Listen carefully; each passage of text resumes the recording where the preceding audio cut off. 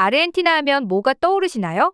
사람보다 소가 더 많은 나라, 축구왕 마라도나와 메시의 나라, 또 누군가는 요즘 심각한 경제 침체를 겪고 있는 이미지를 떠올리실 겁니다. 한편 아르헨티나는 지리적으로는 대한민국의 정반대편에 위치해 있어 우리나라와 낮과 밤은 물론 계절도 반대되는 먼 나라인데요. 그런데 이런 아르헨티나에 대한민국 소유의 땅이 있다는 사실 알고 계셨나요?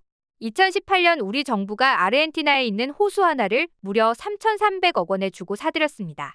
근데 이때 당시만 해도 이런 선택에 회의적인 시각이 많았죠. 그런 쓰레기 땅을 왜 사냐는 비아냥도 적지 않았는데요. 그도 그럴 것이 해당 호수는 그간 풀 한 폭이 자라지 않는 불모의 땅이었습니다. 그랬던 이 호수가 지금은 전 세계적인 재평가를 받으며 축복의 호수로 떡상하는 중인데요. 이 호수에서 하얀 석유가 펑펑 쏟아지고 있기 때문이죠. 그러자 6년 전 발빠르게 이 노른자 땅을 인수한 우리나라에 전 세계의 부러움이 쏟아지는 중인데요. 자세한 내용 함께 알아보도록 하겠습니다. 신이 우리나라에 주시지 않은 것이 딱 하나 있습니다. 바로 천연자원인데요.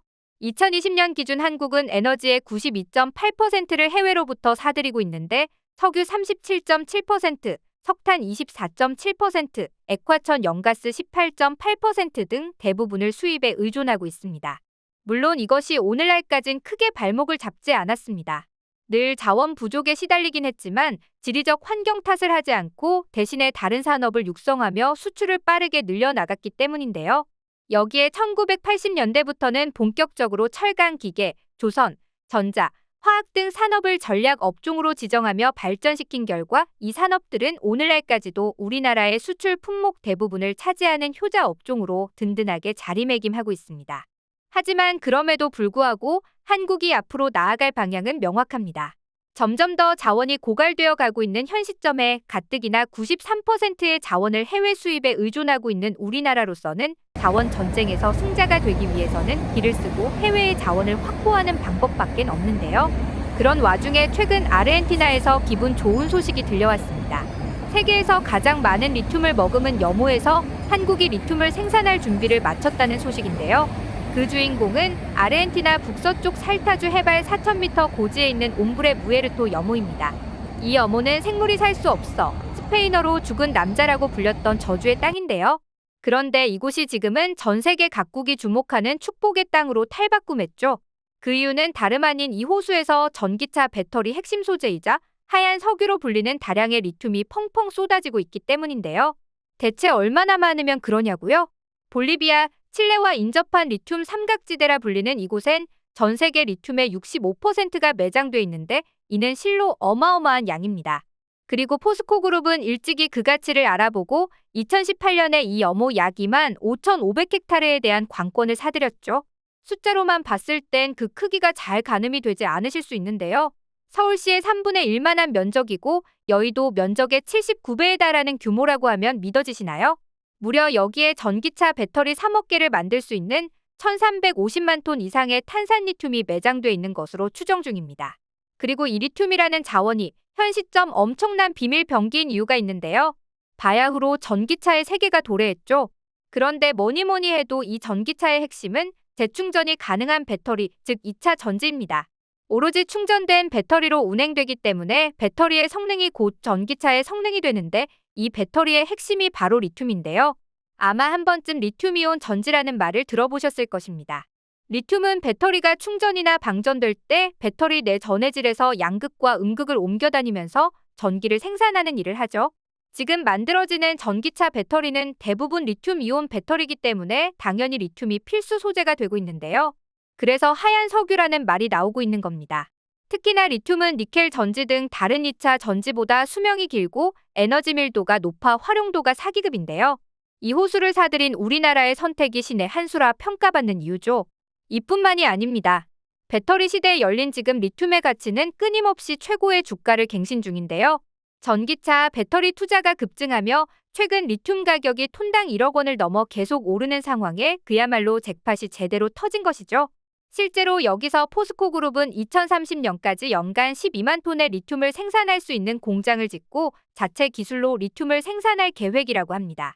그리고 그 생산량을 2024년 말부터 5만 톤, 2028년까지 10만 톤 규모로 순차적으로 늘려나가 최대 250조 원의 외화를 벌어들일 것으로 기대하는 미래 먹거리 사업으로 육성할 예정이죠.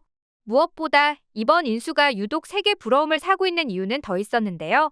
고농도 리튬을 단계적으로 추출하는 기술을 포스코 그룹이 독자 개발해 당초 1년이 넘는 리튬 생산 기간을 3개월로 단축했기 때문입니다. 원래 이전까지 폐배터리에서 추출한 인산 리튬을 탄산 리튬으로 전환시키기 위해서는 자연 증발식 리튬 추출법을 사용한 게 일반적이었습니다.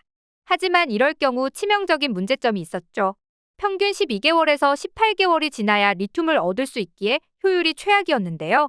반면 염호에서 직접 추출한 인산 리튬은 3개월 안에 훨씬 더 고순도의 리튬을 추출할 수 있어 효율성이나 경제성이 비교할 수도 없을 만큼 높아졌습니다. 즉 포스코 그룹은 추출 기간을 훨씬 앞당김으로써 당초 예상했던 것보다 훨씬 큰 경제적 이익을 얻게 된 셈이죠.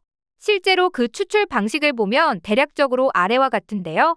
최대 600m 지하에서 끌어올린 염수를 인공 연못에서 4개월 이상 햇볕에 노출해 물을 증발시키면 리터당 4g 정도 리튬이 함유된 농축액이 나옵니다. 여기에서 칼슘, 마그네슘 등 불순물을 제거해 인산리튬을 생산하고 전기차 배터리의 핵심 소재인 탄산리튬이나 수산화리튬으로 제조해 수출하죠. 염전에서 소금을 생산하는 것과 같은 원리지만 불순물을 제거하는 공정이 까다로운데 우리 기술로 이를 해결한 건데요.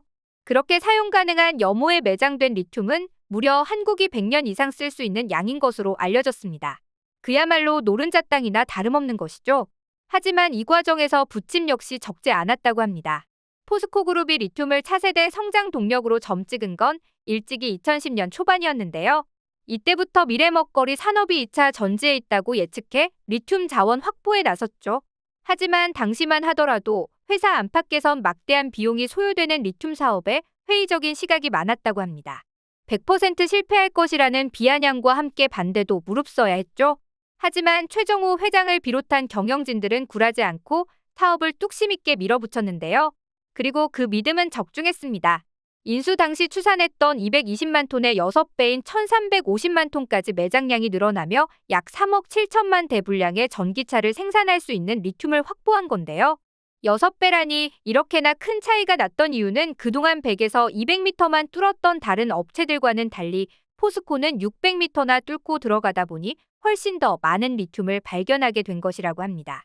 뿐만 아니라 리튬 농도 역시 해당 염호의 리튬이 세계 최고 수준이라고 알려졌죠. 소금 호수의 리튬 농도는 소금물 1리터가 얼마나 많은 리튬을 함유하고 있는지로 결정되는데 1리터당 무려 921mg이라는 어마어마한 함량인데요. 그야말로 노다지가 아닐 수 없습니다. 이에 당초 왜 그런 쓰레기 땅을 왜 사냐며 혀를 차던 사람들도 포스코의 이런 선택은 신의 한 수였다며 우리나라의 부러움에 시선을 보내고 있죠. 실제로 현재 전 세계는 자원 전쟁 중입니다. 대표적으로 중국은 세계의 모든 광산을 사들이려 혈안이 되어 있는데요. 이미 어마어마한 양의 리튬이 매장되어 있는 남미, 아프리카 등 채굴 회사를 인수하며 확보의 사활을 걸고 있습니다. 그러나 이미 5년 전 발빠르게 아르헨티나의 노른자 땅을 인수한 우리나라는 직접 그곳에 공장을 세워 리튬을 채굴하면서 두 발 앞서 나가는 선구안을 보이고 있는데요. 앞으로도 글로벌 자원 쟁탈전에서 한국이 쭉 우위를 점할 수 있길 바라며 오늘 영상 마치겠습니다.